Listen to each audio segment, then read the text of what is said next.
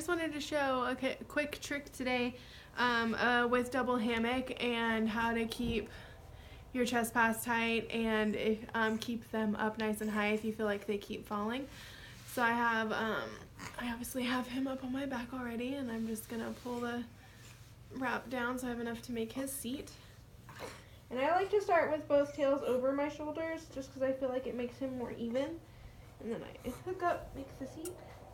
And he kind of straightens his legs, so I tend to keep my hand under his butt like this the whole time so that he doesn't pop his seat, which is why I started doing this. So I get this side nice and tight.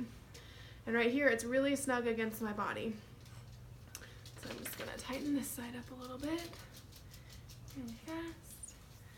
Sneak that under my arm and get it nice and tight on this side. And then I go under and I pull this up right where I have it really tight. So as you can see, nothing's moving, he's staying in position. Because he's kind of wiggly, and so if I don't have it nice and snug like this, then he starts to fall down, and then it's not as comfortable for me. So then I throw it around, go up over his back, and as you can tell, he still hasn't moved because this is still pinned. And then I'm gonna get this most of the way tightened over his back, and then I'm gonna start spreading the chest pass out and then tightening bottom to top. And you haven't moved a bit. Okay, and then I try to stand up all the way, and if there's any slack here, I actually need to pull it out from underneath this because it's so tight. And there we go. One last check.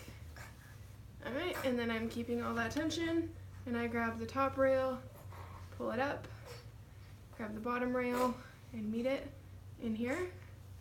Pull that up over my shoulder, make sure that's nice and snug, and then I retighten this side just to be sure. And then the back, and up. And then.